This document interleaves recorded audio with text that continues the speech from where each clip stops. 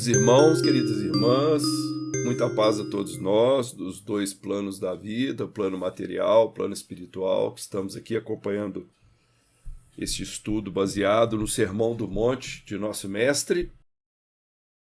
O tema Sede Perfeitos é justamente o último versículo do capítulo 5 de Mateus, que é o primeiro capítulo abordado pelo evangelista para o Sermão do Monte. É um conceito essencial, fundamental, e que o Kardec dedicou um capítulo inteiro em O Evangelho segundo o Espiritismo para essa análise.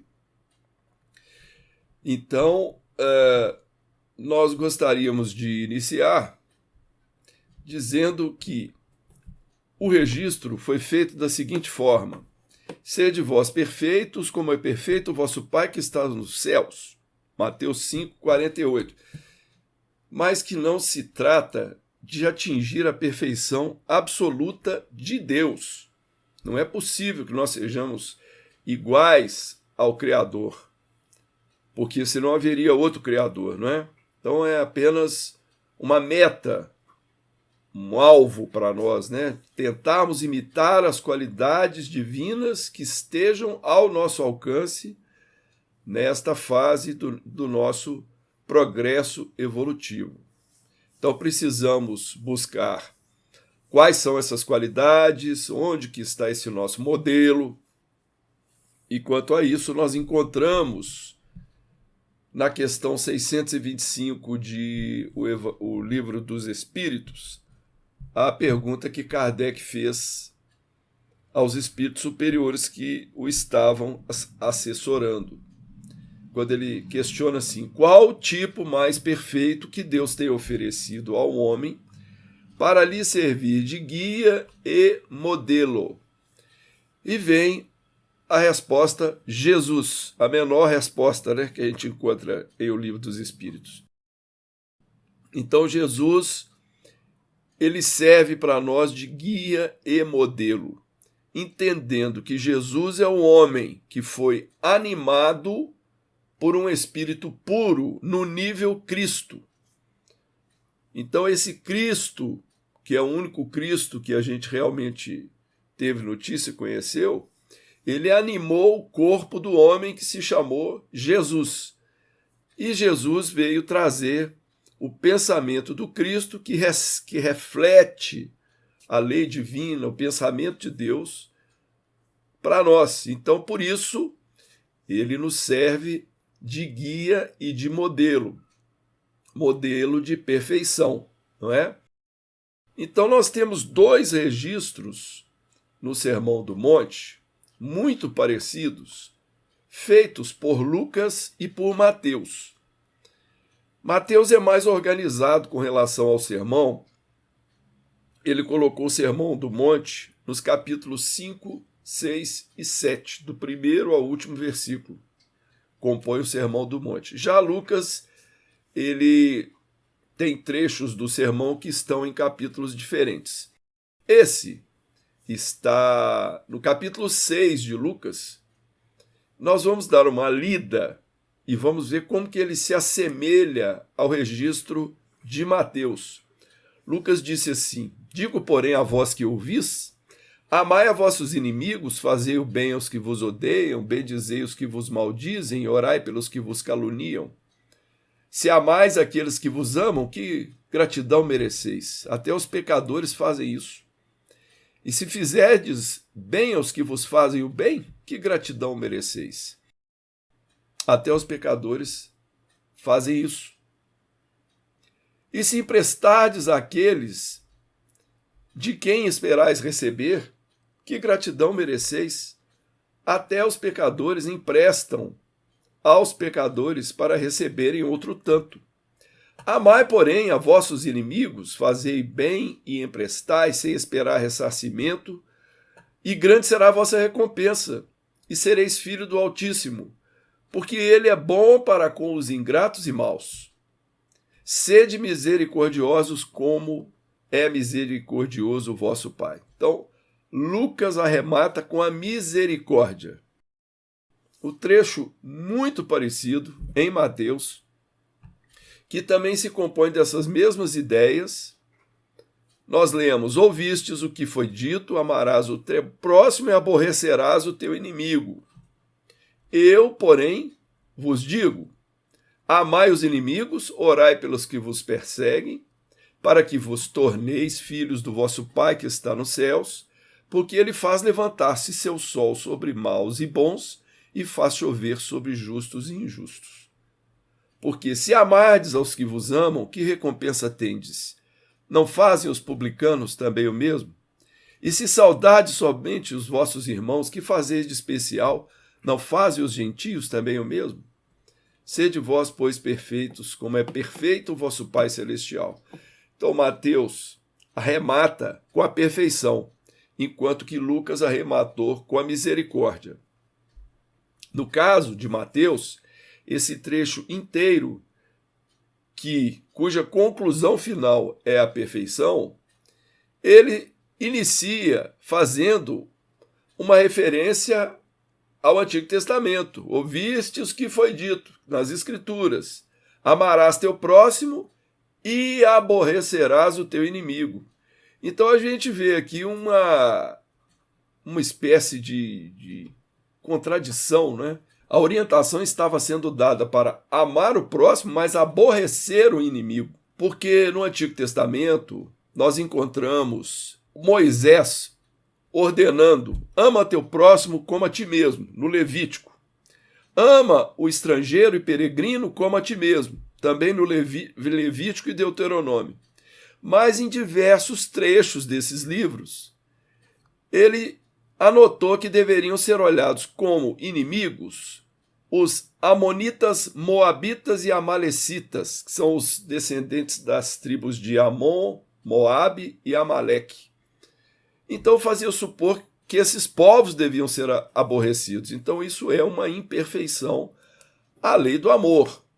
Jesus, então, vem trazer o ápice da perfeição. Ele pede para superar tudo aquilo que os antigos conseguiram conquistar. Porque os antigos trouxeram o amor, mas trouxeram também o aborrecimento, né? O ódio. Então Jesus chega no clímax de suas instruções, ordenando, né, que os inimigos devem ser amados e não apenas perdoados, que se deve fazer o bem a quem nos faça o mal, que se deve abençoar os que nos amaldiçoam e orar pelos que nos difamam e perseguem. Então é interessante que a gente vê aí patamares, né, de aproximação com as pessoas. Ou seja, os inimigos devem ser amados. Nós não sabemos, não fica muito claro que nível de inimizade que é esse, porque às vezes pode ser aquele que se declara meu inimigo, e não que eu o tenho como inimigo, não é? Então, muitas vezes as pessoas se declaram para nós como nossos adversários, têm desavenças para conosco. Jesus pede que a gente se aproxime delas no campo do amor, da afeição. E entendemos que ele vai fazendo aqui um degrau após o outro, né? Os inimigos devem ser amados e não apenas perdoados, fazer o bem ao que nos façam o mal, abençoar os que nos amaldiçoam, e aqueles que não aceitam a nossa presença, que não aceitam a nossa aproximação, que mereçam a nossa oração, porque mesmo estando distantes, nós temos como ajudá-los através da oração. Então esse começa a ser para nós o caractere da perfeição, né? E Jesus ainda justifica que ao fazer isso, nós estaremos seguindo o exemplo do Pai, que é o Pai de todos, que age sobre os bons, sobre os maus, que faz surgir o sol, vir o benefício da chuva para todos, ou seja, colocando-nos todos no mesmo patamar de filhos de Deus, não é? Ou seja, divinos, nós todos somos divinos no sentido de termos sido resultado da criação divina, né, da criação de Deus. De uma certa forma, num determinado olhar, nós podemos dizer que os nossos inimigos são grandes benfeitores nossos, porque eles nos ajudam a evoluir com maior rapidez, com maior segurança.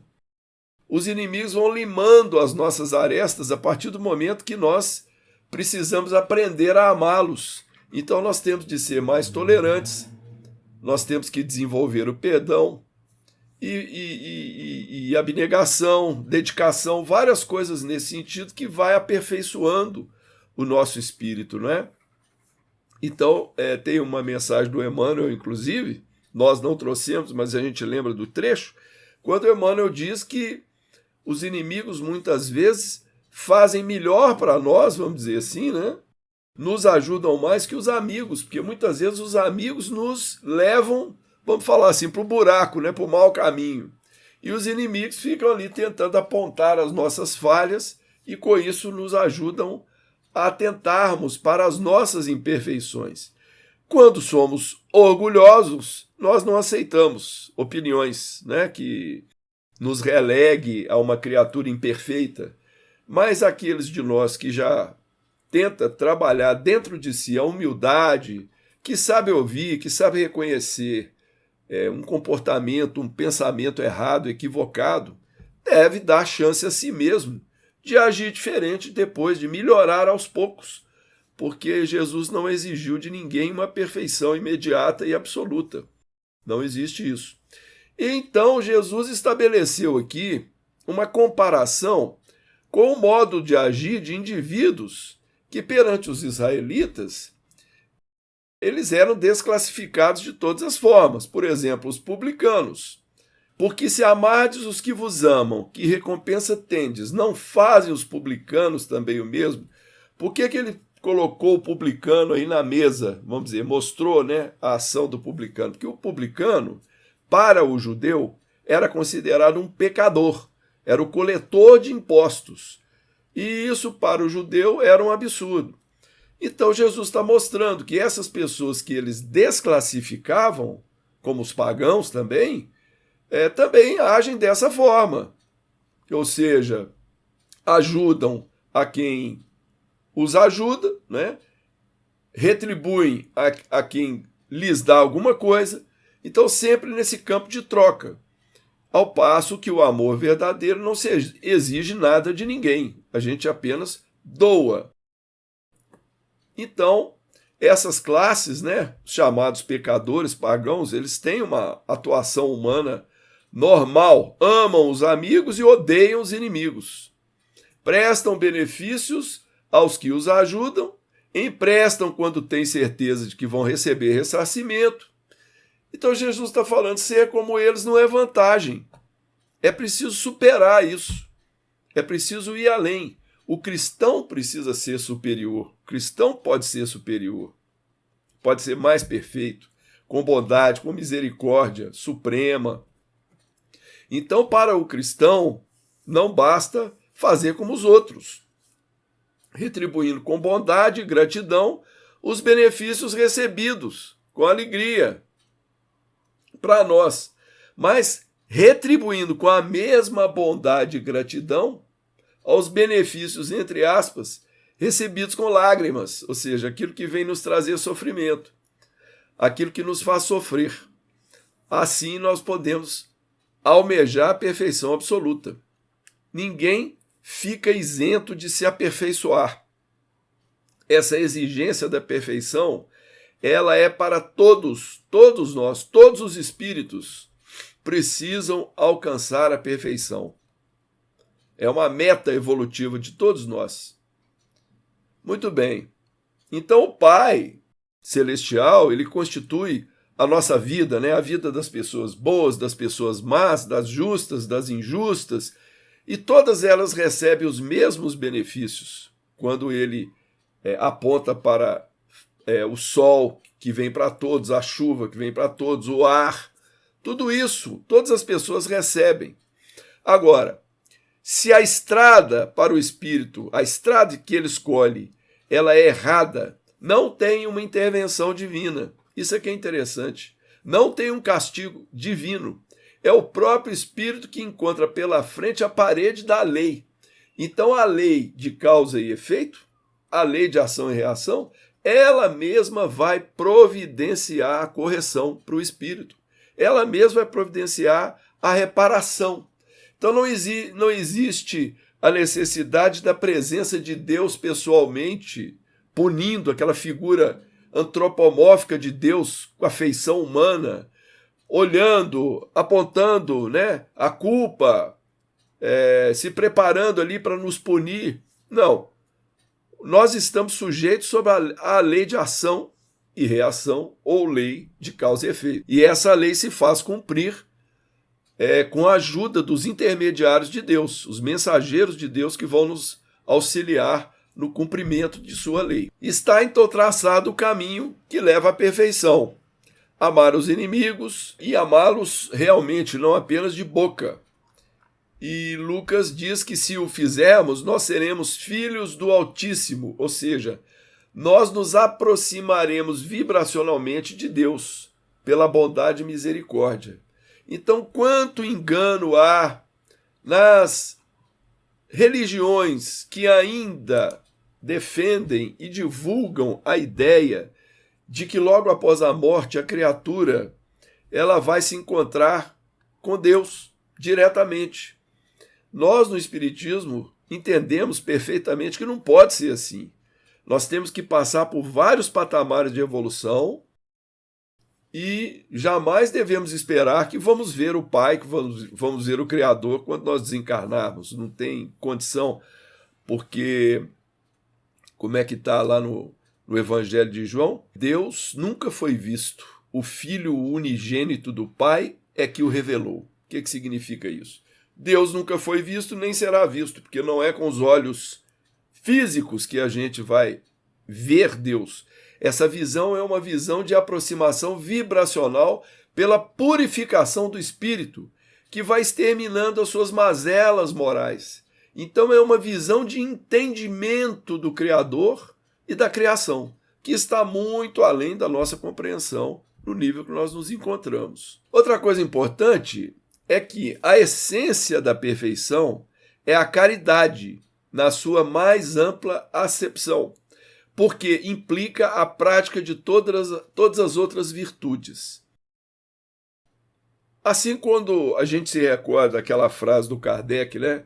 Fora da caridade não há salvação, nós atentamos para uma colocação muito prática e muito lógica do Kardec, porque a caridade pressupõe nós deixarmos de concentrar em nós mesmos a atenção para nos concentrarmos nas necessidades do próximo. Então, pela caridade, nós abrimos a porta para o nosso futuro em termos evolutivos. As bem-aventuranças, a quinta bem-aventurança, é dita assim que bem-aventurados os misericordiosos, porque receberão misericórdia. O que é o misericordioso? É o que sente, é a miséria do coração, se compadece pelo próximo. Então, quando isso acontece, nós receberemos de volta pela própria lei de Deus esse mesmo benefício, né? E mais adiante, a bem-aventurança seguinte, está dito que os puros verão a Deus, ou seja, à medida que a gente vai se aperfeiçoando, a possibilidade de nossa aproximação do Pai, ela vai se intensificando no campo vibracional. O indício de maior ou menor superioridade moral é que vai indicar o amor que nós dedicamos ao semelhante e a sua, vamos dizer assim, pureza. Quanto mais evoluídos moralmente, melhores condições nós temos de atingirmos essa perfeição. Porque o grau, como disse a colega, leu esse trecho antes, né? O grau da perfeição está na razão direta da sua extensão, ou seja, da extensão da superioridade moral. Por isso que nós temos tanta preocupação vamos dizer assim, no aspecto religioso da nossa doutrina espírita. Sempre se fala a respeito do desenvolvimento moral, porque é por esse progresso moral de cada criatura que vai sendo, né, vai surgindo o aperfeiçoamento e a evolução do espírito. Para atingir essa perfeição relativa à nossa capacidade, o Kardec anota assim: atingir a perfeição relativa à nossa capacidade, traduzidos em amar o inimigo, fazer o bem a quem te odeia, bendizer a quem te maldiz e orar por quem te persegue. Ok. Agora, na introdução do livro Agenda Cristã, nós encontramos o seguinte, está anotado: aprendemos no nosso plano de luta que o milagre da perfeição é obra do esforço, conhecimento, disciplina, elevação, serviço e aprimoramento no templo do próprio eu. Palavras de Emmanuel na introdução do livro Agenda Cristã, que é a autoria do André Luiz. Então, o milagre da perfeição, olha o que Emmanuel diz, é obra de esforço, conhecimento, disciplina, elevação, serviço, aprimoramento no templo do eu.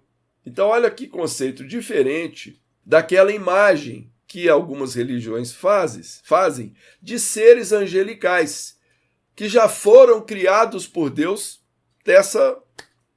com essa qualidade. Alcançaram a pureza e a angelitude no estalar de dedos de Deus, quando a doutrina espírita vem nos explicar que nós fomos todos criados simples e ignorantes, ou seja, sem saber, e vamos ter que usar disso para a gente aperfeiçoar. Esforço, conhecimento, disciplina, elevação, serviço, aprimoramento, aí nós vamos alcançar a perfeição. Então, o reino divino, que é a edificação de Deus no homem, ele jamais surgirá no mundo por aparências exteriores, conforme está registrado em Lucas 17, 20, né? Quando Jesus disse: o reino de Deus não vem com aparência exterior. Nós encontramos aqui um trecho que a gente gosta muito de mencionar, é da obra Sugestões Oportunas, do Carlos Torres Pastorino. O serviço é o caminho da humildade. A humildade é o caminho do perdão.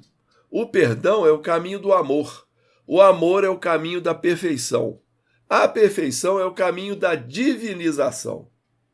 Vemos aí que Deus é encontrado desde que se penetra a primeira porta, que é o serviço, ou seja, pela humildade.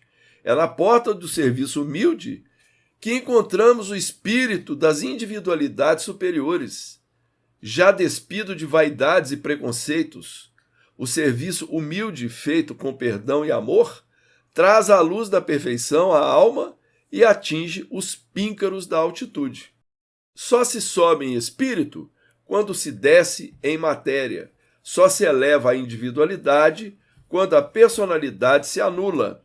Só conquistaremos a vitória quando derrotarmos a nós mesmos, e negar a si mesmo é apagar de tal modo a própria personalidade, a própria vontade, que o Cristo que está dentro de nós possa manifestar-se através de nós. Então, o caminho para se alcançar a perfeição, ele exige realmente esforço, dedicação, autoconhecimento, um burilamento, né, pessoal, para a gente ir fazendo aquela reforma íntima disciplinada, sistematizada.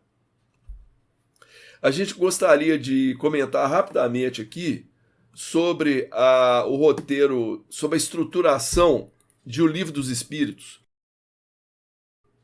porque essa estruturação de O Livro dos Espíritos nos dá uma noção muito interessante de como que o Kardec estruturou essa obra, e nós vamos depois justificar onde que se insere essa questão da perfeição através desse roteiro.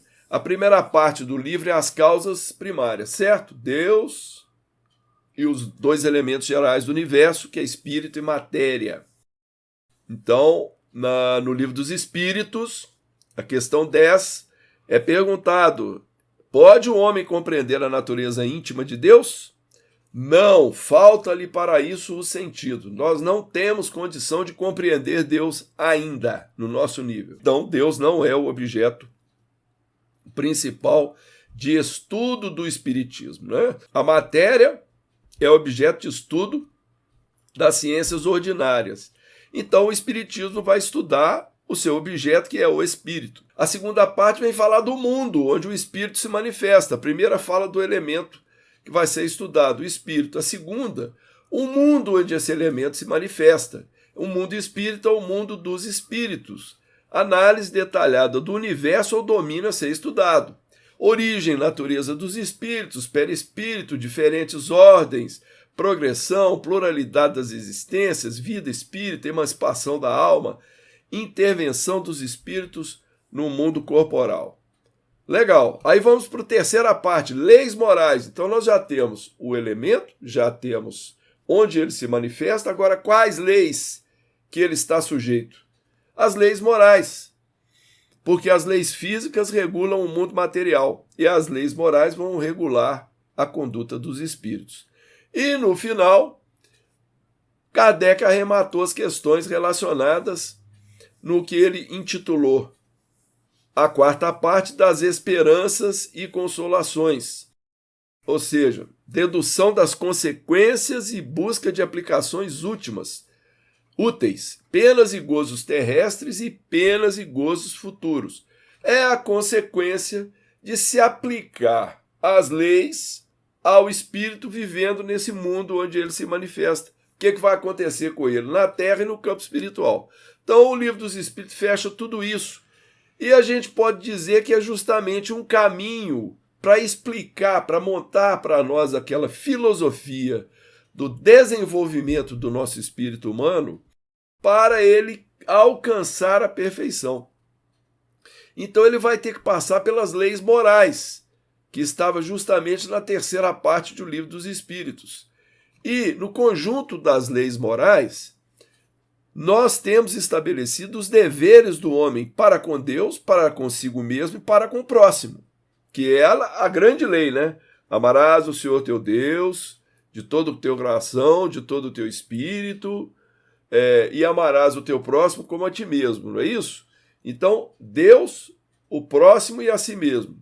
Então, nós temos ali as leis que se referem a os deveres do homem para com Deus, a lei de adoração, lei de trabalho, as leis que se referem aos deveres para consigo mesmo, reprodução, conservação e destruição, e as leis que estabelecem os deveres para com o próximo, sociedade, progresso, igualdade, liberdade e lei de justiça, amor e caridade, que é resumo de todas essas leis anteriores. Então olha como é que o nosso Livro dos Espíritos ele dá uma ideia muito bem estruturada dos passos que nós precisamos seguir para nós alcançarmos a perfeição praticando as leis de Deus. E como praticar as leis de Deus? O capítulo 12, que é o capítulo da perfeição moral, explica que é através do conhecimento de si mesmo, porque o homem ele é um somatório de suas virtudes com seus vícios, com as suas paixões. As virtudes sendo os caracteres do homem de bem e os vícios, todos os outros caracteres que derivam do egoísmo. Então, assim, nós vemos que, realmente, para que a gente possa almejar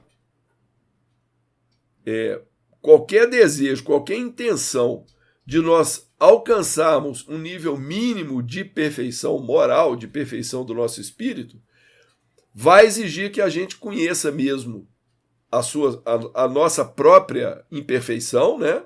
Cada vez mais, que a gente trabalhe sobre elas de uma forma sistematizada, procurando se corrigir, procurando se aperfeiçoar, tendo atenção aos conselhos, né? Aos alvitres das pessoas para conosco, que possam sugerir que o nosso comportamento não está bom, para que a gente possa evoluir cada vez mais. No Evangelho segundo o Espiritismo, no capítulo 17, item 3, o homem de bem.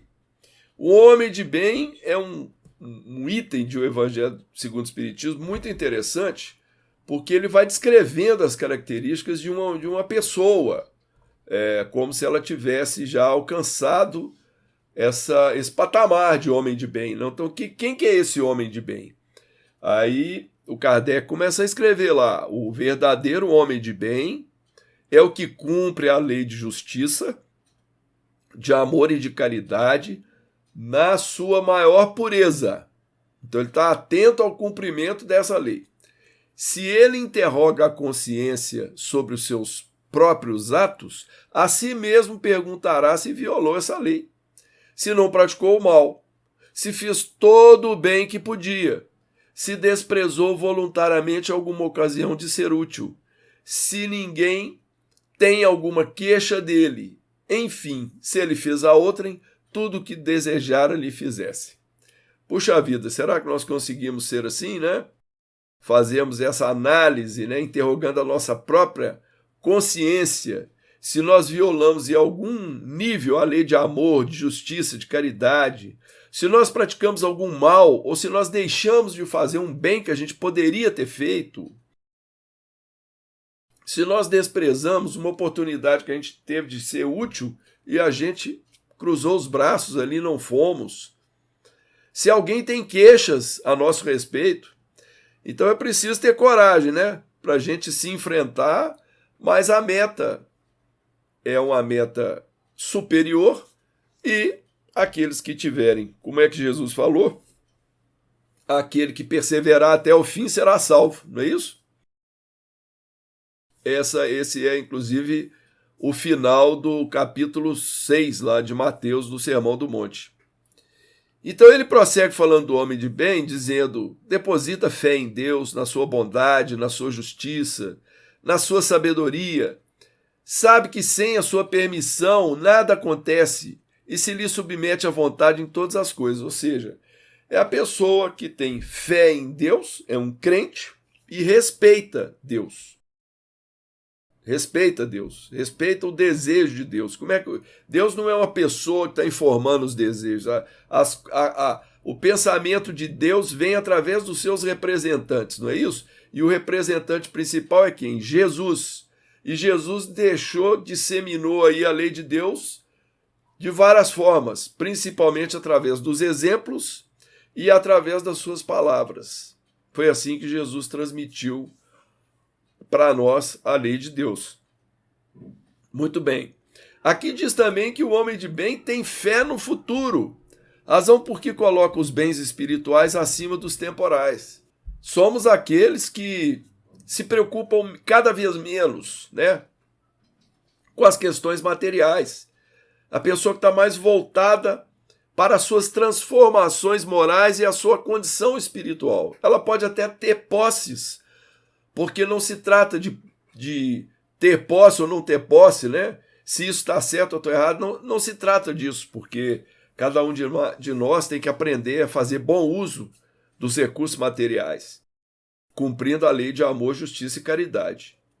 Mas aqui, a pessoa que tem fé no futuro, ela coloca os bens do espírito acima dos bens temporais, que são os bens materiais.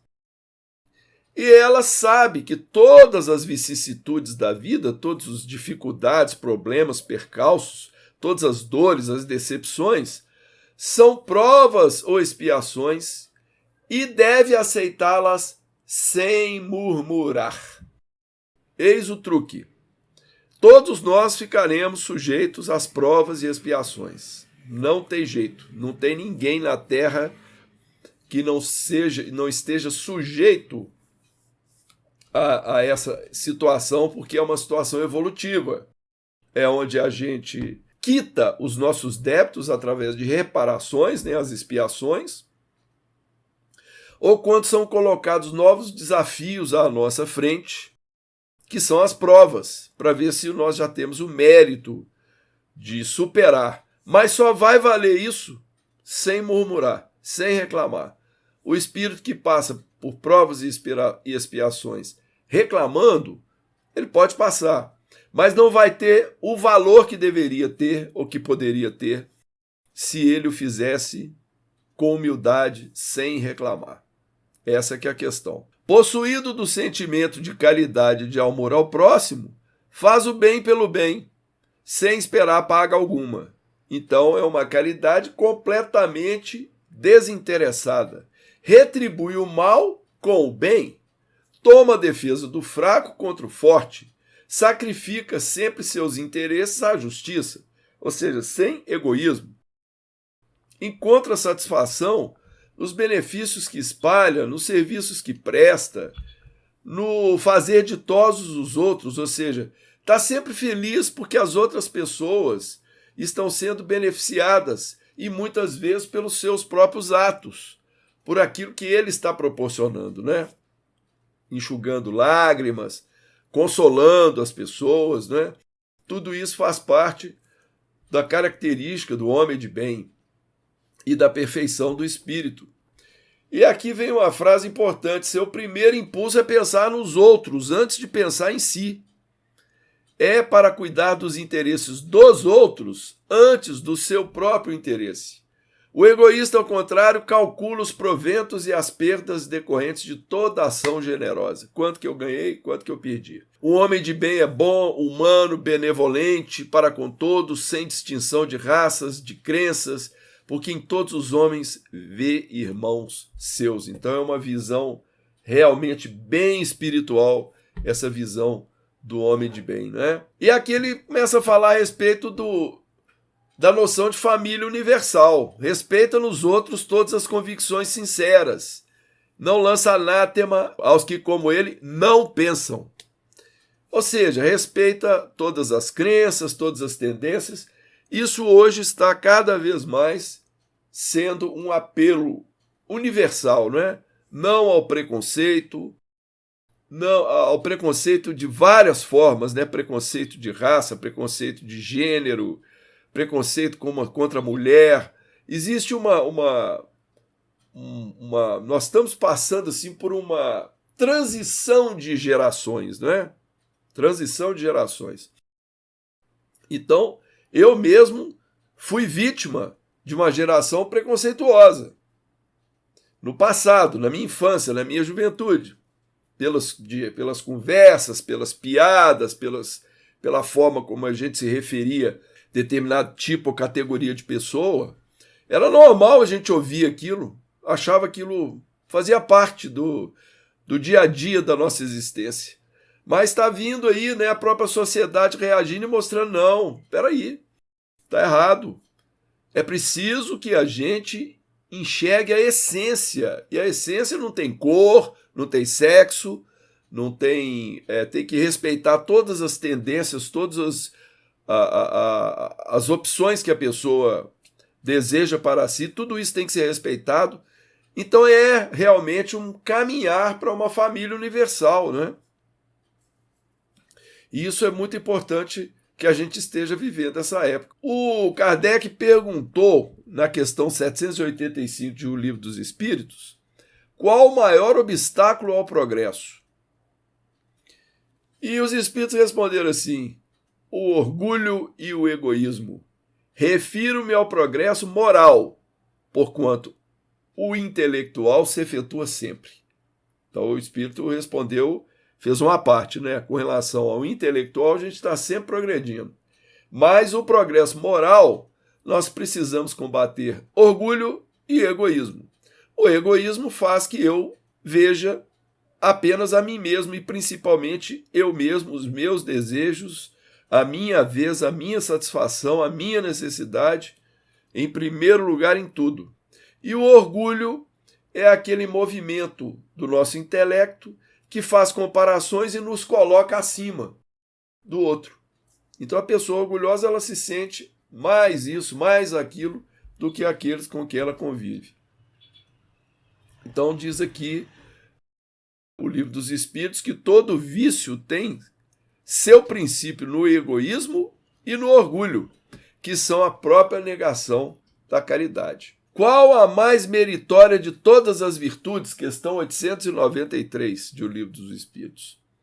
A sublimidade da virtude, porém, está no sacrifício do interesse pessoal pelo bem do próximo, sem pensamento oculto.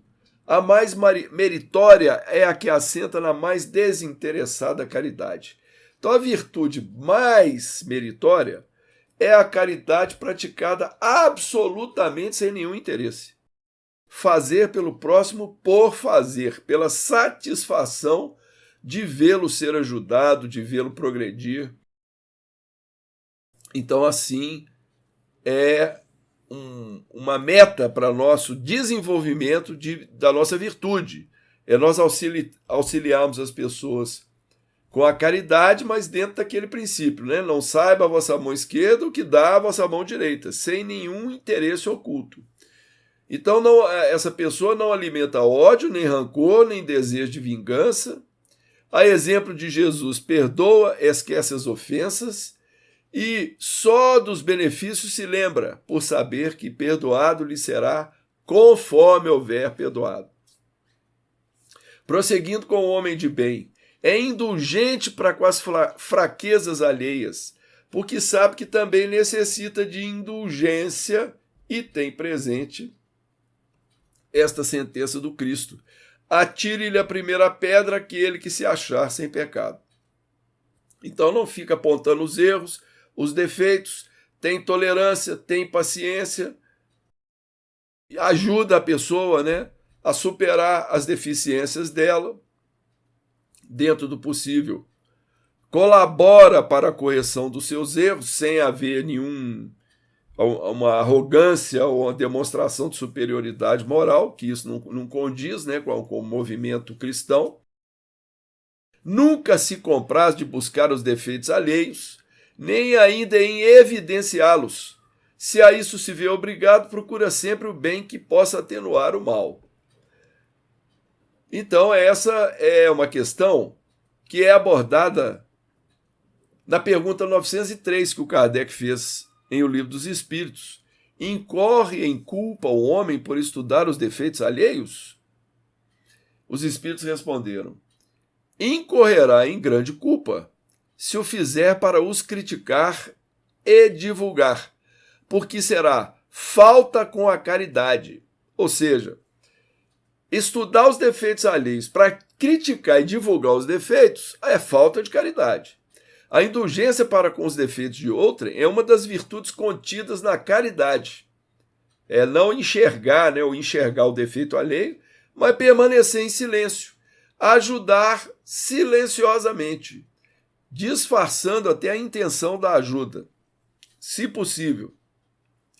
Antes de censurardes as imperfeições dos outros, vede se de vós não poderão dizer o mesmo.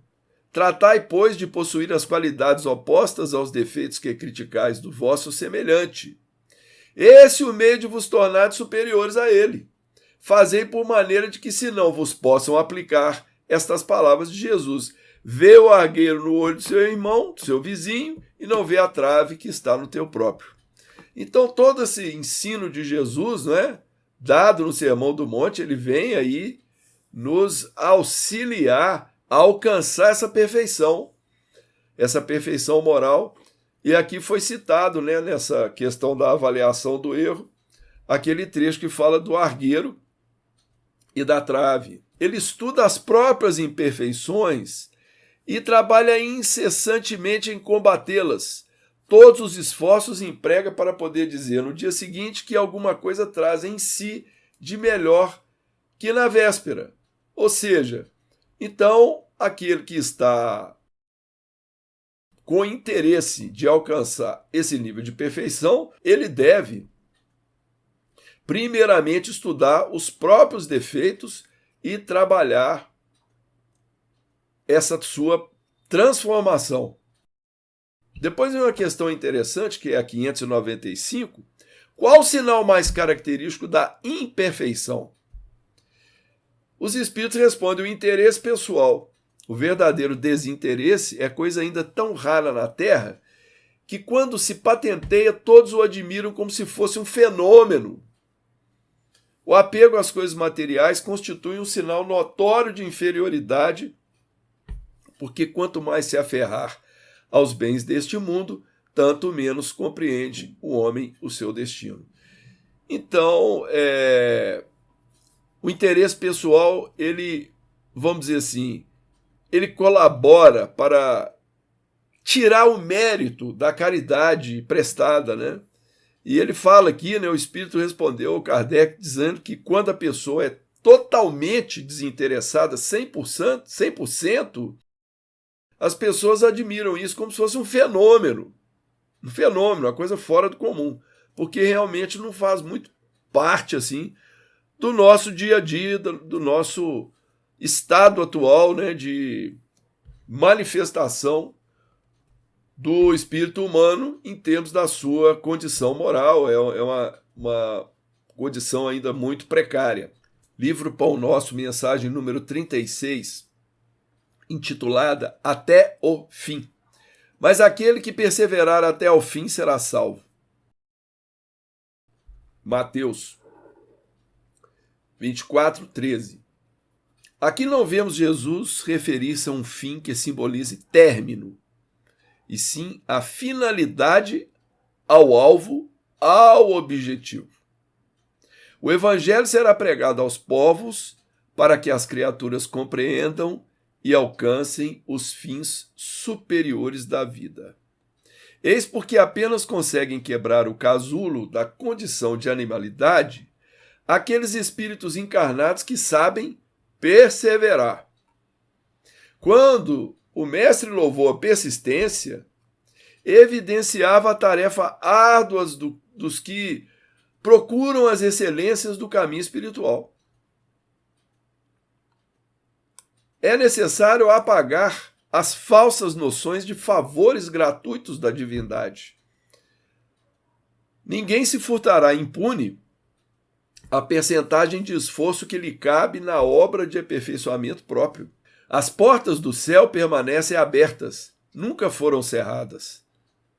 Todavia, para que o homem se eleve até lá, precisa asas de amor e sabedoria. Para isso, concede o Supremo Senhor extensa cópia do material de misericórdia a todas as criaturas, conferindo, entretanto, a cada um o dever de talhá-las. Semelhante tarefa, porém, demanda enorme esforço.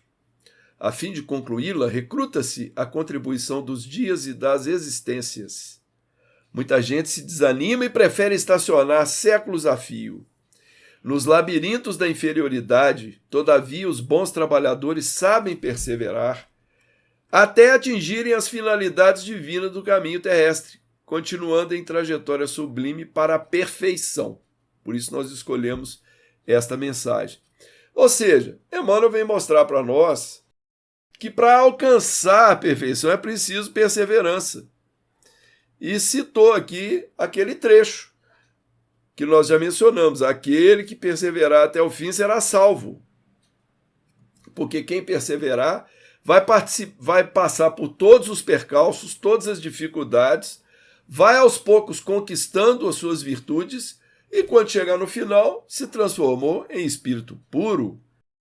Então, tem uma frase aqui que nós acendemos, que ela diz assim, Emmanuel diz assim: quando o mestre louvou a persistência, evidenciava a tarefa árdua dos que procuram as excelências do caminho espiritual.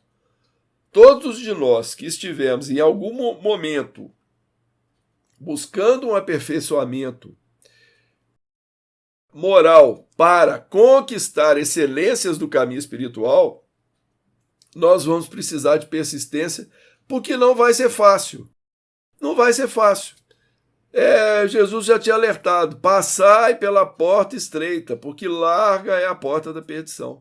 Então o caminho de ascendência, ele é um caminho realmente que exige esforço, perseverança, dedicação, humildade, autoconhecimento, coisas que nós já mencionamos aqui, né, de várias formas. Então, para que o homem se eleve até lá, precisa de asas de amor e sabedoria, ou seja, nós precisamos desenvolver o sentimento até o nível do amor verdadeiro, e desenvolver a cultura, o conhecimento. Só que a cultura e o conhecimento por si não tem valor se não tiver o sentimento envolvido. E quando tem o sentimento envolvido com o conhecimento, aí nós temos a sabedoria. Então, conclui Emmanuel que essa tarefa demanda enorme esforço e que para a gente concluir essa tarefa vai ser necessário dias e existências. ele, para arrematar aqui, né, Emmanuel diz que muita gente se desanima e prefere estacionar séculos a fio nos labirintos da inferioridade. Porque tá difícil, então eu vou ficando para trás, vou estacionando. Mas isso traz prejuízo para nós no futuro, né? Ficar estacionado só aumenta o nosso sofrimento, porque nos mantém em níveis espirituais inferiores, em planetas de provas e expiações como a Terra, e isso para nós